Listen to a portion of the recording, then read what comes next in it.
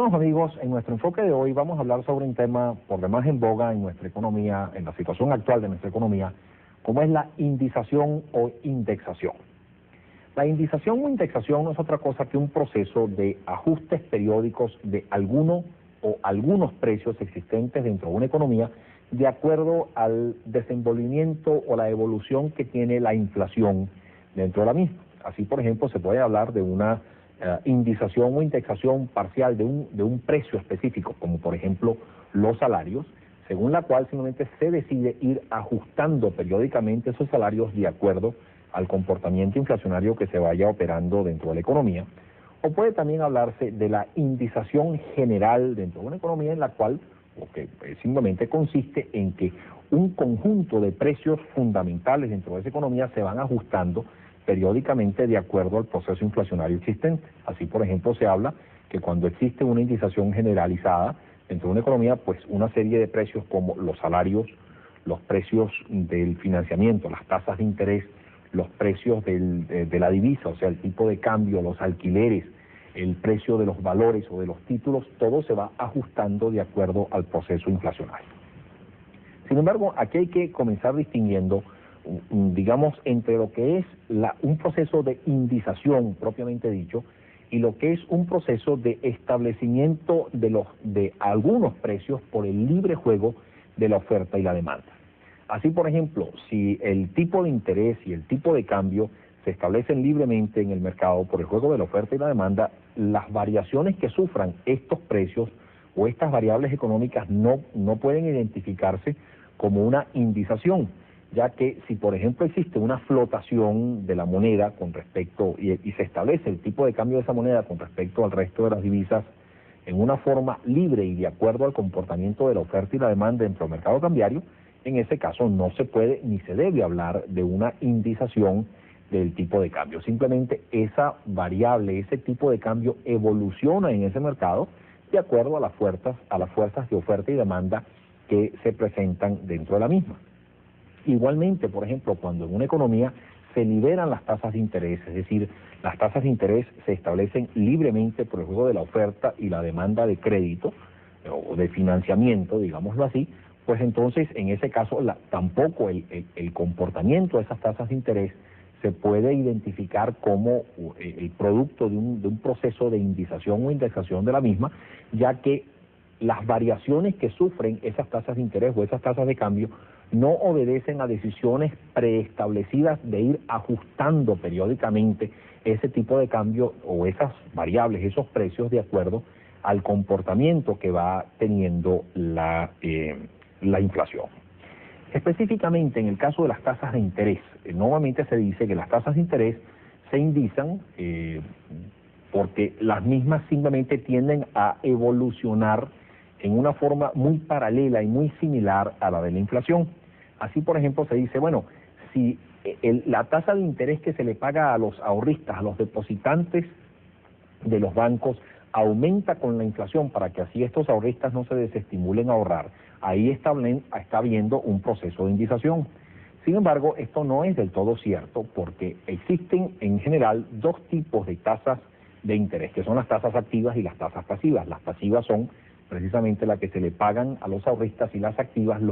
la que cobran los bancos a sus prestatarios por los créditos que a estos se les conceden.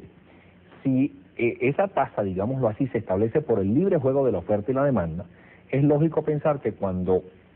la inflación tiende a aumentar, las tasas van a tender también a subir, porque si las tasas se rezagan a la inflación, lo que sucede simplemente es que todo el mundo se vuelca a pedir prestado dinero a una tasa de interés relativamente baja, sustancialmente menor que la inflación, porque con ese dinero puede adquirir cosas que aumentan de valor con la inflación a un ritmo sustancialmente mayor. En este caso, entonces, obviamente hay una sobredemanda de créditos, la gente demanda en exceso crédito, y esto obviamente eleva el precio del crédito, eleva el precio del financiamiento, que es la tasa de interés. Esa elevación, esa evolución de la tasa de interés, que va a ir obviamente en una forma muy similar o muy paralela a la de la inflación, no es producto de un proceso de indización, porque no es producto de un ajuste preconcebido de la tasa de interés, sino es la reacción de la fijación de un precio por el libre juego de oferta y demanda en un mercado que es el mercado financiero. Vamos a cumplir unos compromisos. Al regreso vamos a ver qué otros procesos, por ejemplo, de ajuste o determinación de precios, como por ejemplo el tipo de cambio, pueden ser en algunos casos indizados, pero en otros pueden ser productos también del libre juego de la oferta y la demanda.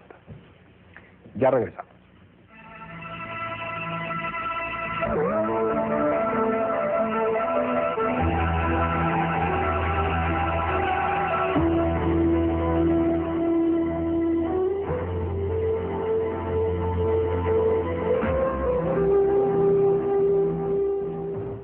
Contrario a lo que mucha gente piensa, cuando las tasas de interés suben, las mismas no necesariamente van buscando compensar al ahorrista para que éste no se desestimule a mantener sus ahorros en el sistema bancario, sino que también esta elevación de las tasas de interés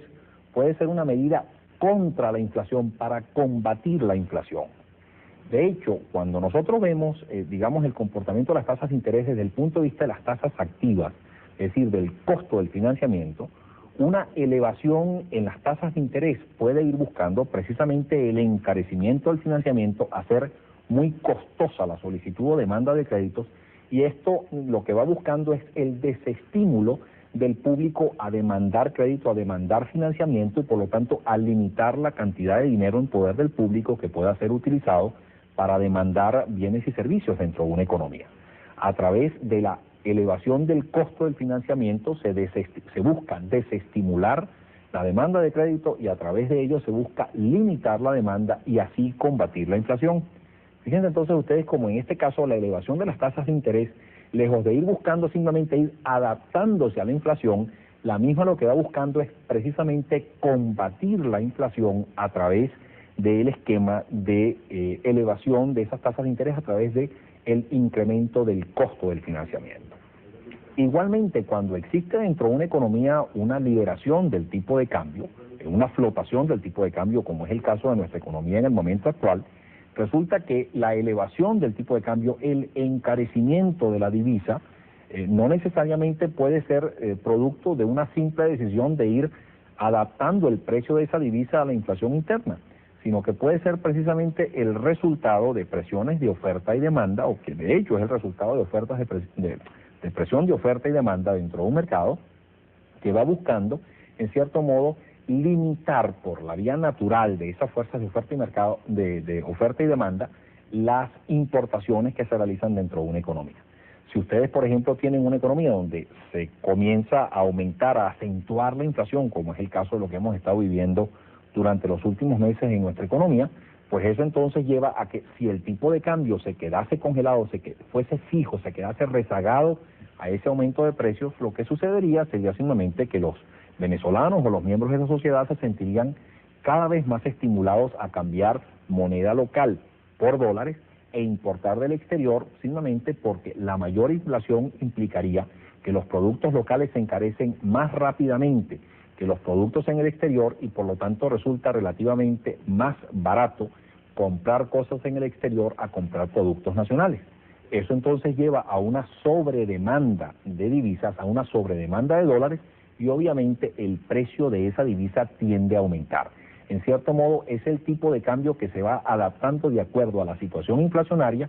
para evitar que se presenten severos desequilibrios dentro del sector externo de esa economía. Ahora bien, hablando un poco más en lo específico, yendo un poco más a lo específico de la indización de los salarios, cabe preguntarse, bueno, ¿cuándo se indizan los salarios y por qué en algunas economías se llega a la decisión de indizar los salarios? Esto se produce esencialmente por la incapacidad que tiene el sector laboral de predecir, de prever anticipadamente cuál va a ser la evolución de los precios. Por lo tanto, cuando un sector laboral, un sindicato, un grupo de trabajadores negocia con su patrono o con sus patronos el establecimiento, digamos así, futuro de sus salarios, normalmente pelea o negocia la inclusión de una cláusula dentro de ese contrato colectivo, por ejemplo, que es una cláusula de indización, diciendo: nosotros hoy estamos previendo que los precios en el futuro, en los próximos 2 o 3 años, se van a comportar de esta forma,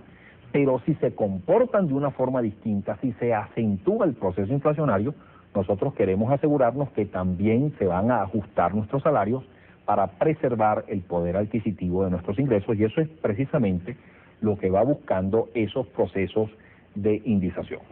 Ahora bien, estos procesos de indexación han sido severamente criticados por algunas personas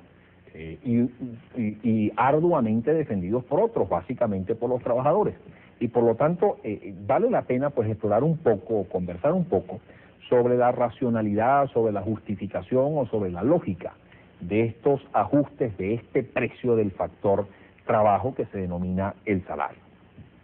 Pueden haber muy diversas situaciones o condiciones donde el salario se indice. Así, por ejemplo, una de las justificaciones que se hace para la indización de los salarios es, bueno, si existe un proceso inflacionario porque existe abundancia de dinero, y esa abundancia de dinero lleva a los miembros de una sociedad a sobredemandar, a comprar, a adquirir o a consumir masivamente, y ese consumo masivo, ese incremento de la demanda lleva a un proceso de elevación de los precios, no veo yo como obrero, digamos, como miembro del sector laboral, por qué mi ingreso no se va a ajustar a esos mayores precios, a ese proceso inflacionario, si mi patrono, por el simple hecho de que está siendo objeto de una sobredemanda de los productos que él produce, está recibiendo una cantidad de ingresos sustancialmente mayor. En ese caso, si esa es la única razón que lleva a un proceso inflacionario, pues sí, la verdad es que no hay mayor lógica por qué los empresas o por qué los trabajadores no puedan aspirar a que también sus salarios o sus ingresos les sean revisados para ellos precisamente mantener o preservar el poder adquisitivo de sus ingresos. Simplemente lo que se estaría buscando en esta circunstancia es una mayor equidad en la distribución de ese mayor ingreso de que están percibiendo los patronos y que parte de ese mayor ingreso producto de esa sobredemanda de los productos que ellos producen vayan a beneficiar a los trabajadores. Sin embargo, esto no es el único tipo de inflación que se opera dentro de una economía. Esto es lo que nosotros denominamos, y hemos ya mencionado en varios programas anteriores, una inflación por empuje de demanda, por un crecimiento desmedido de la demanda en comparación con la oferta. Sino que también existe otro tipo de inflación que es muy importante, que es la inflación por presión de costos, es decir, la inflación que se produce como producto de la elevación sostenida o intensa de los costos de producción. Obviamente, si un productor ve que los productos o las materias primas que compra en el exterior aumentan sustancialmente porque se ha devaluado grandemente la moneda local, y él ve que el costo de las materias primas, de los productos intermedios y de una serie de otros costos han aumentado en una forma sustancial, es lógico pensar que ese empresario va a transferir esos mayores costos de producción a los precios de sus productos finales. Y eso obviamente genera un incremento en los costos, en los precios y consecuentemente genera un proceso inflacionario que se produce como consecuencia de esos mayores costos de producción. Si en estas circunstancias los trabajadores, digamos, exigen que se les aumenten sus salarios, que se les aumente su remuneración, en este caso esto no va a implicar otra cosa que un aumento adicional de los costos de producción, que también obviamente se va a traducir en una elevación adicional, en una presión adicional de los precios que va a tender a elevar estos precios aún más intensamente. Ahora bien, si ese empresario, cuando ve incrementados sus costos de producción, no transfiere, digámoslo así, o transfiere solamente sus mayores costos de producción a su precio final, pero no abusa en cuanto a su margen de beneficio, en cuanto a la preservación de su margen de beneficio, sino que inclusive los dueños del capital, los patronos, ven inclusive hasta reducido sus márgenes de beneficio porque temen que si aumentan en exceso el precio de sus productos, puede haber una reacción de la demanda, digamos, de una limitación severa de la demanda de los productos que ellos producen. En este caso, entonces, no se justifica mayormente que los trabajadores aspiren a que sus salarios también sean plenamente ajustados por la presión inflacionaria, porque sus patronos están viendo, digamos, reducido inclusive, por lo menos estabilizado o incluso hasta reducido sus márgenes de beneficio. Y en este caso, pues, no se justificaría esa demanda automática de aumentos de sueldos y salarios por la presión inflacionaria, simplemente porque ello lo que va a hacer es no más que incrementar aún más la presión inflacionaria que se genera por la vía de los costos de producción. Sin embargo, si los empresarios lo que aspiran es no solamente mantener sus márgenes de beneficio, sino incluso ampliar sus márgenes de beneficio, y desean mantener o lograr márgenes de beneficios desproporcionadamente elevados, exorbitantemente altos, pues esto sí entonces justifica y lleva por una justicia social elemental a que los trabajadores tengan o justifiquen plenamente su aspiración de que también sus ingresos sean elevados. No es lógico, no es sensato pensar que los trabajadores van a estar dispuestos a sacrificar ellos sus ingresos reales, su poder adquisitivo, cuando ellos ven que los propietarios de otros factores de producción, entre ellos los propietarios del factor capital, sus patronos, no solamente se conforman con mantener sus niveles de beneficio o sus niveles de ingresos, sino que aspiran inclusive a elevar en una forma sustancial sus márgenes de beneficio. Con todo lo que nosotros hemos mencionado en los minutos anteriores, lo que se tiende a enfatizar es que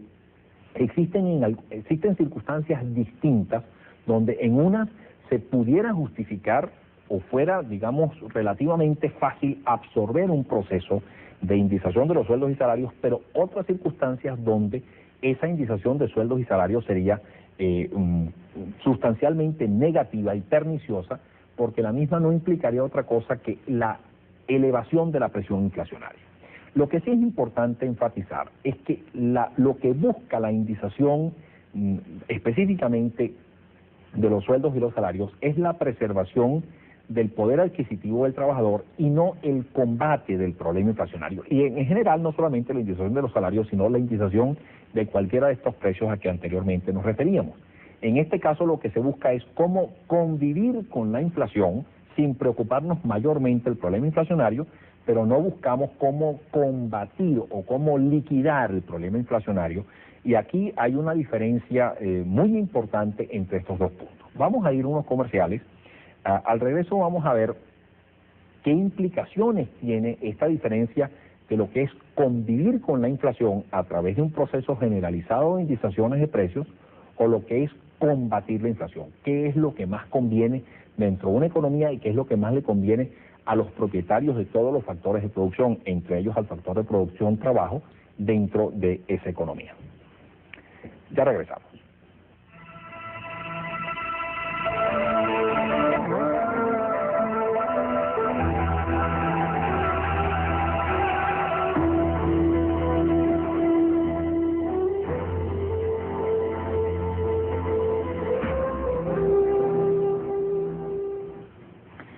Cabe preguntarse si dentro de unos procesos de indexación los trabajadores, por ejemplo, indexación de salarios, los trabajadores realmente logran los objetivos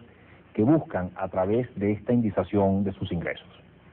En tal sentido, vale la pena decir que normalmente la indexación de los salarios se hace basado en la inflación que previamente se ha materializado. Así, por ejemplo, se establecen ajustes trimestrales de los salarios basados en cuál es la inflación pasada del último trimestre. Si hay un proceso de aceleración inflacionaria dentro de una economía, eso significa entonces que normalmente la inflación del último trimestre va a ser menor a la inflación del próximo trimestre. Y por lo tanto siempre los salarios o los ajustes de los salarios van a ir rezagados a la inflación y nunca los trabajadores van a poder lograr alcanzar, digámoslo así, la inflación para preservar plenamente el poder adquisitivo de sus ingresos. Obviamente esto es mucho mejor para esos trabajadores que se benefician de esa indexación a el simple hecho de que no fuesen ajustados sus sueldos y salarios. Pero también es cierto que cuando en un momento dado existe un proceso de desaceleración inflacionaria, si los salarios se ajustan basado en la inflación inmediatamente anterior, también es cierto que en estos casos eso dificulta grandemente el ajuste inflacionario o mejor dicho, el vencimiento de la inflación, porque los salarios se van transformando en un lastre cada vez más pesado para poder lograr el bajar la inflación dentro de una economía, simplemente porque la indexación de los salarios y de cualquier otro precio dentro de una economía no hace otra cosa que simplemente generar un proceso de inflación inercial. La inflación del pasado se refleja en los costos de producción del futuro y esos mayores costos de producción del futuro implican nuevas presiones inflacionarias que impiden que la inflación pueda bajar y entonces periódicamente, mes tras mes, trimestre tras trimestre, año tras año, la inflación del pasado se va reproduciendo e inclusive se va autopotenciando, se va autoestimulando. Y esto es lo más pernicioso que trae consigo los procesos de indización, porque lejos de poder combatir la inflación, lo que hacen es entronizar la inflación dentro de una economía, y lo que busca la indización, como ya decíamos en el segmento anterior, es simplemente convivir con un problema que se va agravando año tras año y que a la larga se puede hacer de tal magnitud, caer en problemas hiperinflacionarios que hacen insostenible el sistema. Pero este no es el único problema que surge con un proceso de indización. Normalmente, y eso también lo mencionábamos ya en programas anteriores, surge en esas economías donde se tienden a indizar los salarios, tienden a surgir también el proceso de proliferación de lo que yo llamo la economía informal perniciosa,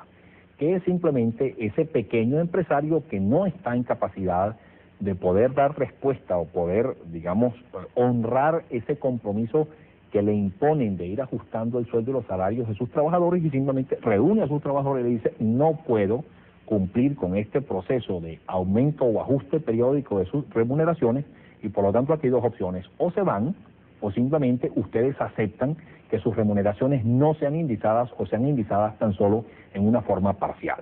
Esto entonces hace que en la medida en que el número de trabajadores que se ven afectados por esta situación aumenta, ello entonces trae consigo que aquellos que todavía se siguen beneficiando de la indización no ven mayores inconvenientes con convivir en un proceso inflacionario. Pero ¿qué pasa con aquel número de trabajadores cada vez mayor que se va ensanchando, que no son beneficiarios de esos procesos de indización de sus salarios? Ellos obviamente van padeciendo severamente, cada vez más severo, ese proceso autoalimentado y potenciado de inflación, y ahí viene uno de los factores más perniciosos que trae consigo esos procesos de indización. Ello inclusive se viene agravado también, o se ve normalmente agravado, por un proceso de sustitución de factores de producción. Como lo que se encarece más rápidamente es el factor de producción trabajo desde el punto de vista de los empresarios, eso tiende a desestimular a los empresarios a seguir demandando mano de obra, e incluso lleva esto a que muchos empresarios sustituyan la mano de obra por otros factores de producción, como por ejemplo capital, y que por lo tanto se cierren las posibilidades de nuevas fuentes de empleo para aquellos que se van incorporando a la fuerza laboral dentro de una economía. Y esto pues son todos los efectos perniciosos que trae consigo el proceso de indización, que entre otras cosas dificulta grandemente cualquier proceso de ajuste, y particularmente cualquier proceso de ajuste para combatir un proceso inflacionario dentro de esa economía. Todo esto entonces lleva a la conclusión de que la cuestión para combatir la inflación o para sobrellevar un proceso inflacionario, la cuestión no simplemente es indizar los salarios para convivir con ese proceso inflacionario,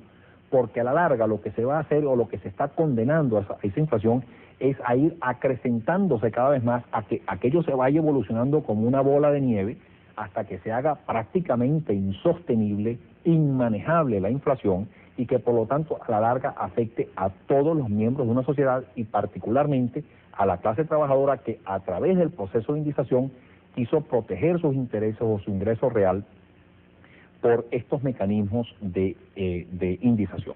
De ahí entonces que la clave no está en indizar, no está en convivir con la inflación, sino en que todos los miembros de una sociedad se convenzan que el problema a vencer es la inflación, y no es conviviendo con ella, sino combatiendo la inflación a través de políticas monetarias y de políticas fiscales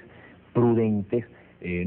que vayan limitando la capacidad o la expansión de compra del público, y vaya evitando que se presenten inflaciones por empuje de demanda, así como también la racionalidad en la evolución de los costos de producción, la racionalidad en el establecimiento de márgenes de beneficio lógicos y cónsonos con la realidad económica, y en general el establecimiento de una política económica y comercial lógica y racional que vaya en todo momento buscando el combate de la inflación y el evitar que la inflación se vaya de las manos, es a fin de cuentas lo que en una forma permanente puede hacer o puede asegurar que el ingreso de los trabajadores, que el ingreso de los miembros de una sociedad se ve protegido, y que el poder adquisitivo de esa población no se ve mermado por ese tremendo flagelo, ese flagelo tan devastante que se llama inflación. Reciban un cordial saludo y hasta la próxima.